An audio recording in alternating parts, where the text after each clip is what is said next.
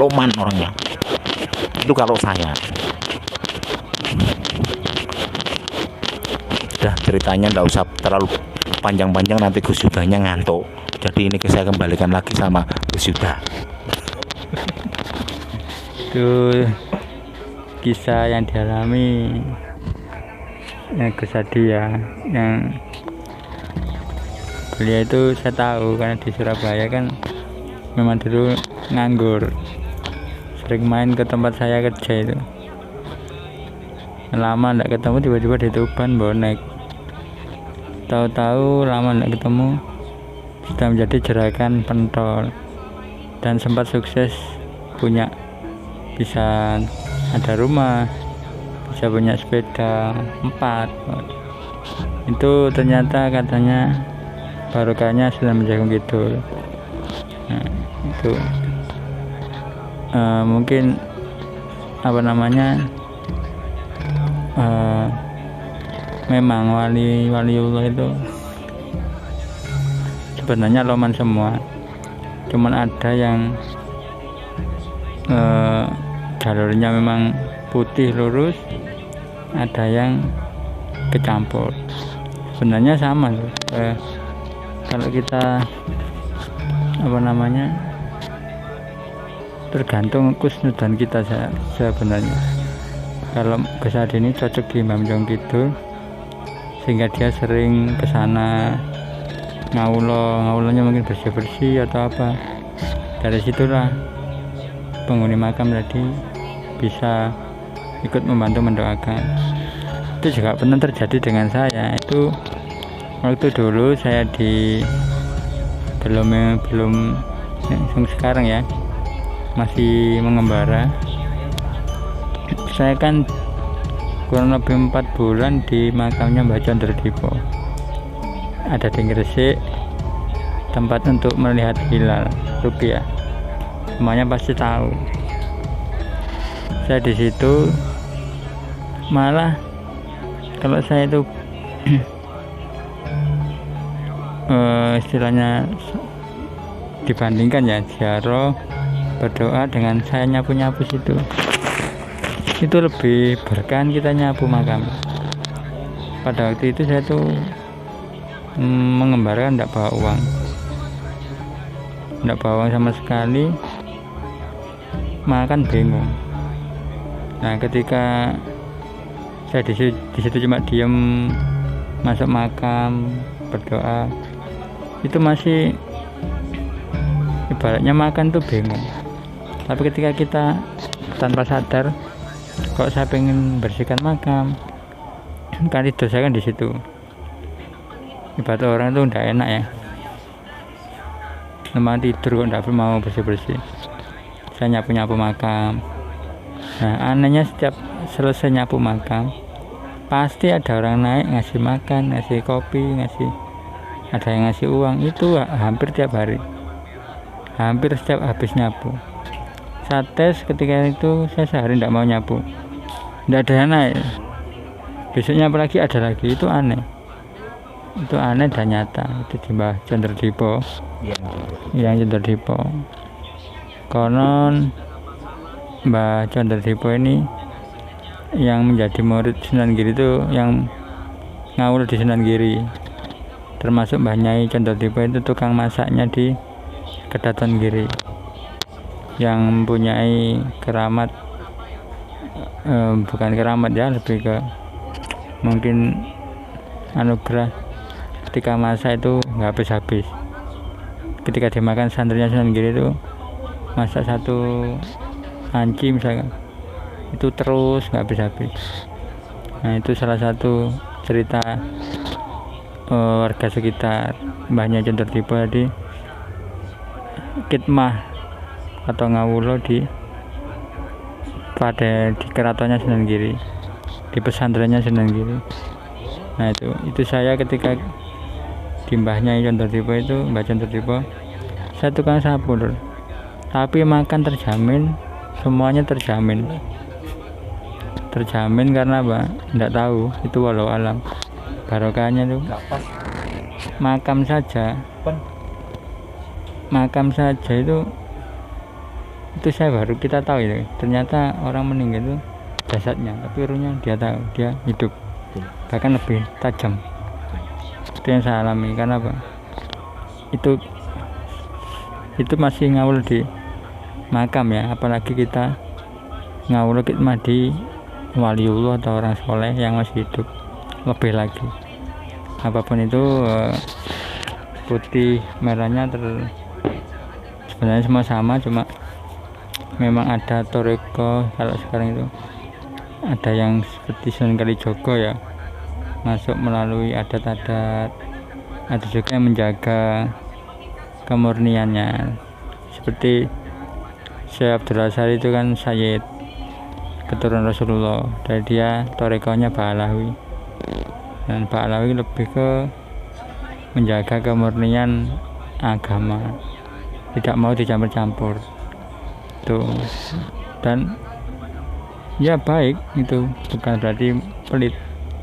Coba kita ngawul terus di situ menyapu atau apa, berkahnya nanti dapat juga. Itu yang kan beda-beda. Mungkin Mas Gus Adi ini karena sering ke Mbah Jagung Kidul, maka berkahnya dari situ, dan pakamnya cocoknya memang di situ.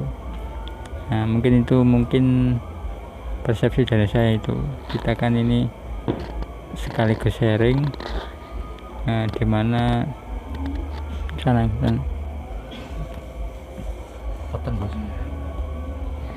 sharing, jadi tergantung kamu. Ibarat guru, kalau kamu berguru ke ilmu orang yang kanuragan, maka kamu akan dapat kanuragan. Tapi kalau kamu berguru kepada ulama, robbani, ruh, sir, maka kamu akan dapat syauk atau sir, walaupun amalannya sama, dikirnya sama, tapi beda sanad. Satu kanuragan, satu robbani, maka jadinya akan beda. Dikirnya sama, yang satu jadi tenaga dalam, yang satu jadi sir atau syauk. Itu setahu saya. Jadi itulah sepenggal kita Mbah Jagung Kidul, dimana beliau juga Islam dan wali, karena Tuban itu bumi wali loh. Memang wali dari kalangan Majapahit. Masih putranya ini Prabaya Muruk yang sebelah saya ini. Sekarang saya ini sama Gus Adi ada di makamnya Prabaya Muruk sekarang ini, menceritakan tentang beliau, zaman keemasan beliau, dan salah satu putranya yang masuk Islam, yang namanya Mbah Jagung Kidul. Dan kebetulan Gus Adi ini ngawula di sana. Mungkin ada tambahan Gus atau cerita Dulu kok bisa sukses pentol itu apa? Karena berkah beliau atau gimana? Atau pernah gimana? Sedikit lagi guys. Nggih. Nah, nggih nun sewu Gus Yuda nggih. Niku leres benar ya apa yang dikatakan saudara saya ini atau sedulur saya Gus Yuda ini. Jadi yang saya jalani waktu saya hidup dalam arti itu menangis atau sedih atau susah itu kan, ini kalau saya pribadi, maksudnya apa? Yang saya jalani tadi itu saya memohon lantaran barokahnya yang Sinuwun Bejagung Kidul atau yang Pangeran Pengulu atau putranya Prabu Hayam Wuruk. Jadi yang saya alami itu betul-betul kisah nyata yang sampai sekarang ini saya tidak mungkin lupa. Dalam keadaan yang sangat sangat susah atau menyedihkan waktu masuk di bumi Tuban itu. Tidak mempunyai keluarga, rumah pun juga tidak ada, kerjaan juga saya tidak bekerja.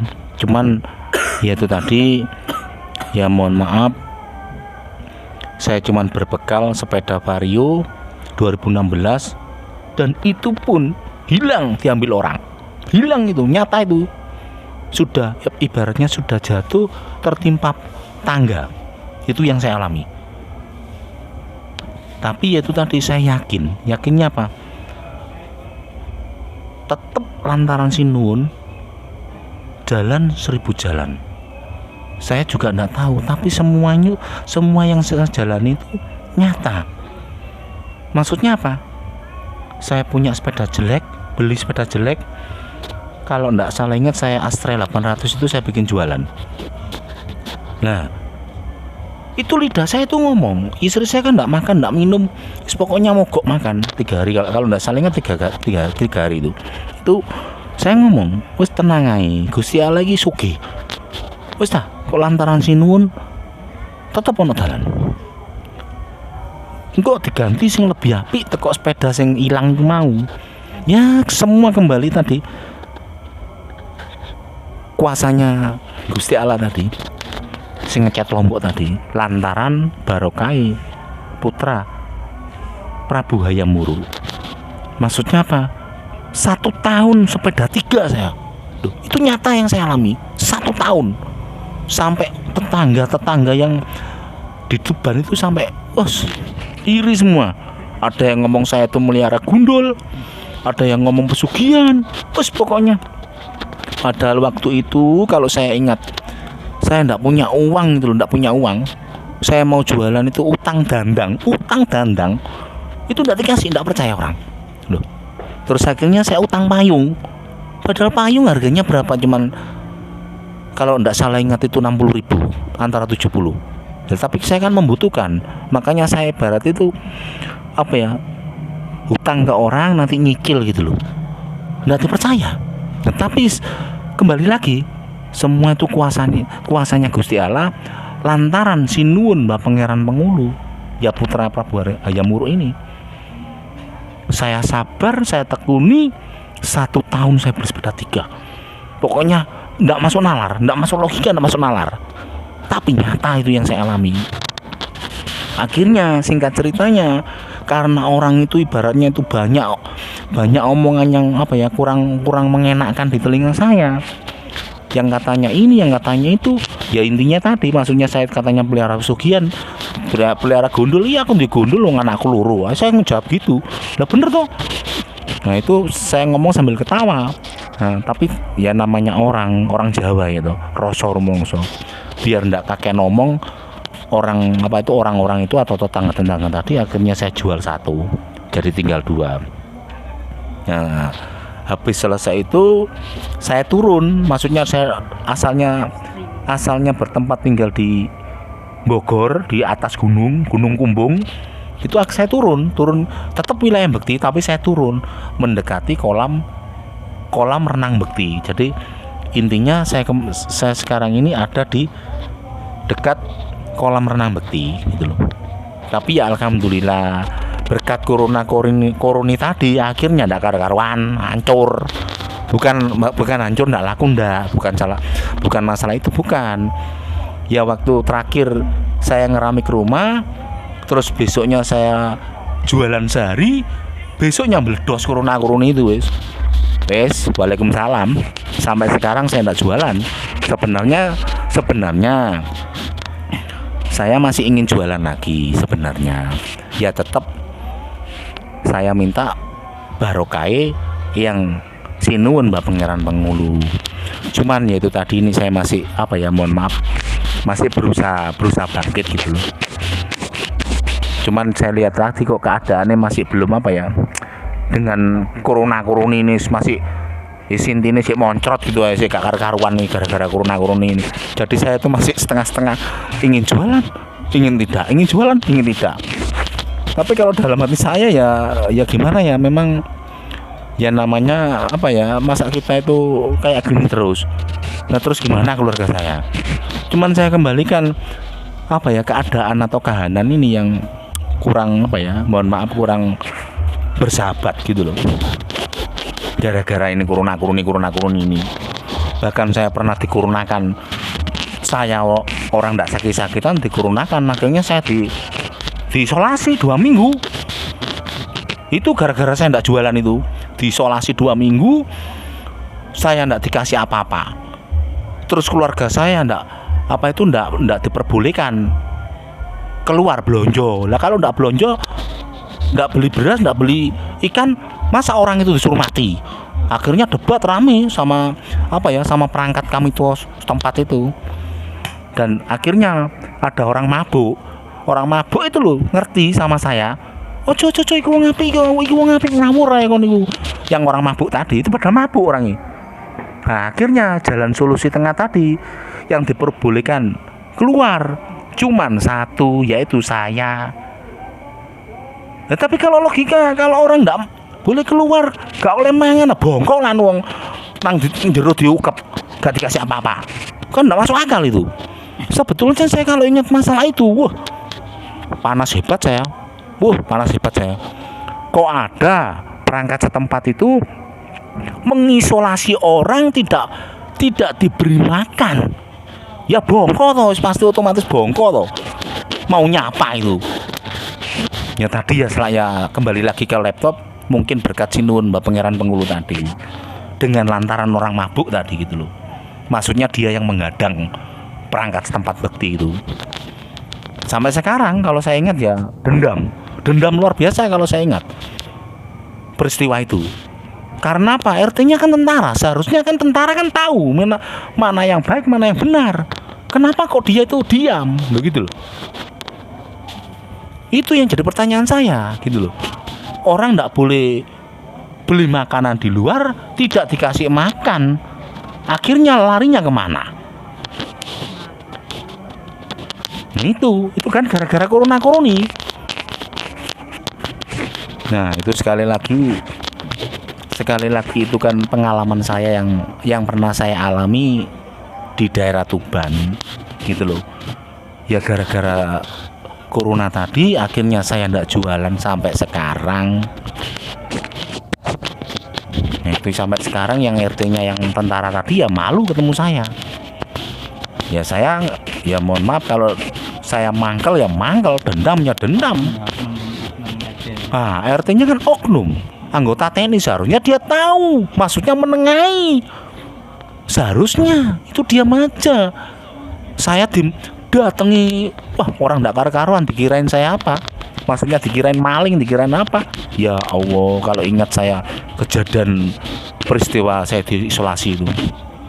Bahkan ada yang ngomong, "Loh sama ndak dikasih apa-apa?" Enggak. Lah kenapa sama enggak ngelapor? Saya mau lapor kemana? Lapor sama siapa? Saya ngomong gitu. Itu loh. Ya semua ya kembali ke laptop tadi, semua ya saya ambil hikmahnya. Maksudnya ya berkat lantaran sinuwun tadi mungkin. Jadi orang mabuk tadi itu loh menolong saya. Orang mabuk, wong pendem itu nolong saya. Maksudnya nengai gitu loh. Iku wong apik gitu. Ya akhirnya ya dapat jalan tengah tadi, saya yang disuruh keluar. Itu ya sekali lagi itu cuman cerita diri saya yang pernah saya alami di daerah Tuban Bekti, dekat dengan kolam renang itu tadi.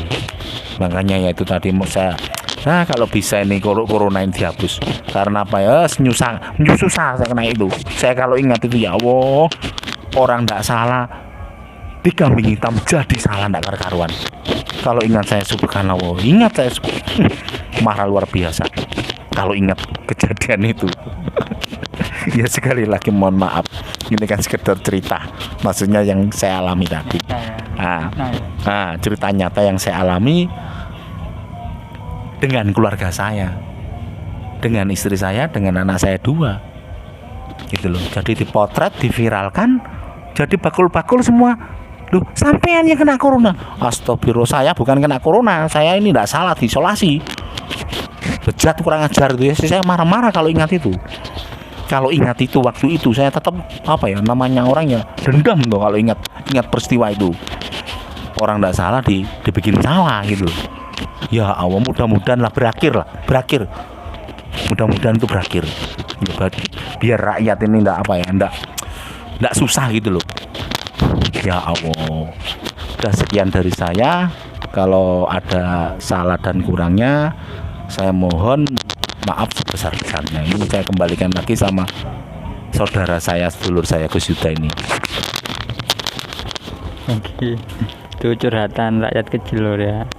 Jadi Bapak RT tadi yang salah satu oknum tentara, jangan diambil hati ya Pak, karena ini oknum plus mungkin tentara di saat dinas, ketika RT mungkin beda lagi ya tupoksinya. Jadi mungkin beliau juga tidak bisa apa-apa karena sistem Lur. Dan corona ini juga mendunia, tidak hanya Indonesia tapi seluruh dunia. Walau alam ini apa, kita hanya bisa rakyat kecil ini berharap ya, semoga cepat selesai coronanya, diangkat dari bumi Nusantara ini dan semuanya bisa kembali normal. Biar ini para penjual pedagang-pedagang ini kembali bisa bekerja lagi. Dan alhamdulillah sekarang sudah agak longgar ya, kami tetap terima kasih dan tetap masih menuruti aturan pemerintah, tapi juga mudah-mudahan diperlonggar dan mudah-mudahan sudah hilang ya, mudah-mudahan sudah hilang. Ini kayaknya kasusnya katanya naik lagi, tapi mudah-mudahan tidak parah dan para pedagang masih bisa jualan. Itu aja, karena teman saya ini tadi cuma curhat, itulah dia dulu sukses memang karena ada ujian yang mendunia ini, koroni tadi katanya, jadilah beliau sekarang jadi Al-Bambungi lagi. Guyonannya begitu ya, iya Lur. Yes. Itu guyonan. Ini cerita rakyat kecil ya Pak. Jadi kalau ada pejabat atau siapa yang dengar ya mohon maaf, jangan diambil hati, namanya rakyat kecil cerita ya kan. Ini kan pengalaman pribadi mereka. Kalau saya alhamdulillah masih walaupun ada corona, Allah tetap mengasihi saya bisa makan, dan alhamdulillah sampai sekarang juga yang penting semuanya sehat walafiat. Dan kita sama-sama berdoa supaya negeri kita ini dijaga dari segala macam bencana, pokoknya termasuk corona ini segera hilang dan kembali normal, Amin. seperti sedia kala. Amin ya rabbal alamin. Lur, yang jelas intinya aulia Allah warawaliullah itu walaupun sudah meninggal tetap masih barokah, karena wali-wali Allah tidak pernah mati. Itu ada dalam Al-Quran dijelaskan bahwa sesungguhnya firman Allah bahwa wali-waliku itu tidak mati, wali-waliku itu hidup di sisiku. Beliau hidup, jadi yang mati hanya jasad tapi ruh hidup. Jadi masih bisa kita ambil barokahnya. Jadi jangan dikira orang ziarah kubur itu syirik. Tidak, kita itu minta kepada Allah dengan tawasul kepada wali-walinya Allah. wakilnya Allah atau orang yang dekat dengan Allah.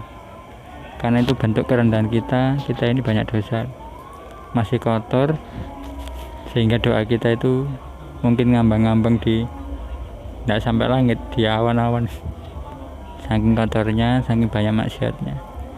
Sebab itu kita butuh wasilah. Itu juga ada di surat Al-Maidah, wasilah itu. Carilah wasilah, jalan untuk menuju Allah. Maka kita sebagai ahli sunnah wal jamaah ya sekaligus pengembara meyakini dengan barokahnya wali. Termasuk tadi sudah dengar sendiri ya, Meminjam Kidul punya barokah sehingga beliau dulu yang dulunya susah menjadi lebih lebih enak hidupnya.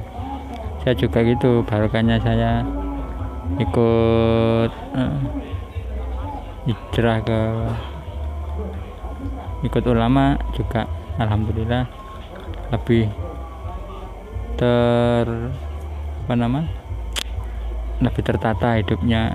Jadi kita sama-sama mendoakan, entah itu mau pakai jalan apa terserah, monggo sendiri keyakinannya. Intinya satu ya, itu tadi, mudah-mudahan Indonesia aman dan segera pulih kembali normal seperti sekala ya Gus ya. Saja ya, ini sekian. Ini tadi cerita sejarah, tiba-tiba member ke cerita nyata. Jadi ya beginilah cerita ini kan, namanya ngobrol santai, campur aduk, yang penting keluar apa yang keluar ya itulah kita utarakan. Tapi intinya tidak ada menghina, fitnah atau menjelekkan, cuma curhat dan kisah nyata, itu saja. Sekian dari saya, kurang lebihnya mohon maaf. Assalamualaikum warahmatullahi wabarakatuh. Saya Gus nggih. Pesan Bang Sarkup,